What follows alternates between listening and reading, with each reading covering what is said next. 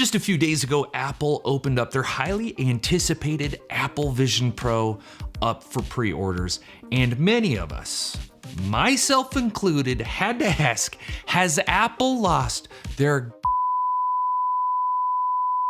mother mind? When Apple first debuted the Apple Vision Pro at WWDC, you could audibly hear the audience gasp and recoil at the starting price of $3,499. Apple Vision Pro starts at $3,499. But that's not where the stomach upheaval ends. Only once you've 3D scanned your face and taken a 3-question eye exam can you really grasp the weight, pun somewhat intended, of the financial obligation that is the Apple Vision Pro. Yes, it starts at $3,499, which is roughly 10 times the cost of Meta's newest Quest 3, but that's just for the base model. It's an extra $200 for the 512 gig and $3,899 for the 1 terabyte version, and this does not include tax. Probably the biggest shocker to me though in all of this was honestly AppleCare. $499 for AppleCare. To put that in perspective, a similarly priced Mac Studio, which is badass, AppleCare is only $149 for that. Mackle also went a little Gucci on us and dropped some ludicrously priced accessories like this $50 battery clip, or probably my favorite, a travel case that will set you back $200. But rest easy, the world's most expensive cleaning cloth is being included. Whew. Out the door, you are looking at an eye-watering, marriage-destroying $5,200 for the 1 terabyte version. But do I dare ask, is it worth it? And maybe, yes, kinda? For starters, I gotta say, watching Apple's teaser on how this thing is manufactured and what it is manufactured out of is levels above the aforementioned MetaQuest 3.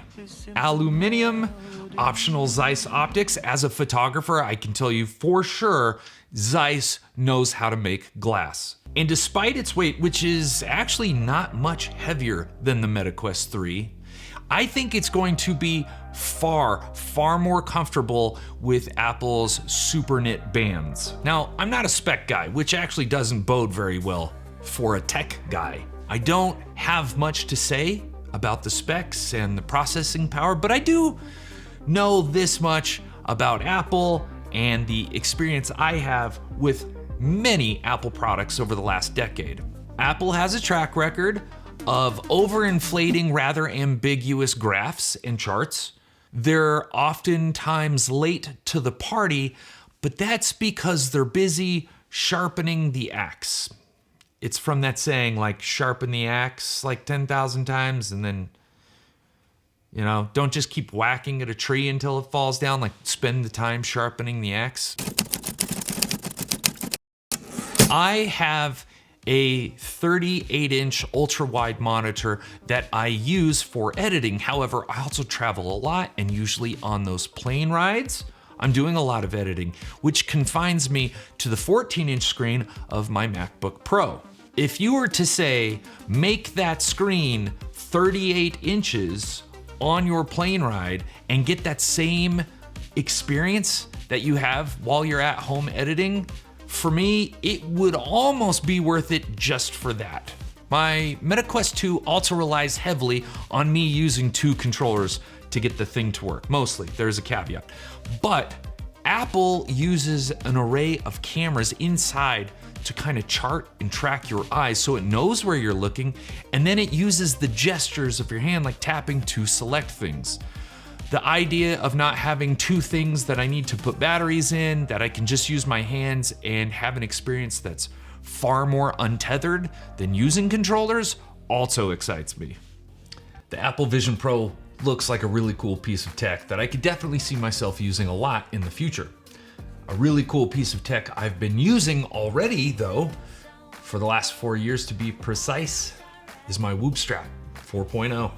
Whoop is the easiest and quickest way to see how your behaviors are affecting your sleep, recovery, and performance. Whoop automatically tracks all of the exercise and various activities you do. There's no need to log anything. Plus, the Whoop Strain Coach will actually let you know if you need to tone down your workouts or if you need to go a little harder. Just as effortlessly, Whoop tracks all of your sleep. And in the morning when you wake up, you get to see a detailed breakdown of that sleep. Couple this with Whoop's journal, where you can customize a ton of behaviors, like did you sleep with the dog in the room, or how much caffeine did you have today? And you'll see exactly what behaviors are helping or hurting your performance. Over these last 4 years, I've used Whoop consistently to help me feel and perform better, and I'm gonna use it for years to come. To see what Whoop is all about, click the link below. You see, the Apple Vision Pro is really giving us a brand new experience. Or are they? The Meta Quest 3 is a substantial move forward in augmented and virtual reality. So I don't think Apple is necessarily breaking new ground here. And as of late, a lot of companies are stating that they're not going to be making their apps compatible with Vision OS. Companies like Netflix and Spotify, which is a real shame because I wanted to see my music way better. For me, I love and get really excited about technology, and many times, as a consequence, I've thrown lots of money to be an early adopter. Take, for example, the new Rabbit R1. I pre-ordered this. It's $200. It is a AI assistant that you carry with you that basically can do anything you tell it to, eliminating the need for your phone. But you also have to keep your phone on you, and it does require a cell phone plan. Something tells me that Google, Apple, Android, all of those companies, within 6 months to a year, are going to create and update their AI to a level that is going to render this thing pretty useless. But still, I paid the $200 to pre-order one because I really want to try it. At the end of the day, I think what you are making these 12 car payments towards is what my friend David calls potential magic. And sometimes those insanely priced items that do nothing for us other than give us that feeling of magic can be worth it. That's why I pre-ordered one. I'll let you know what I think. Thanks for watching. I'll catch you on the next one.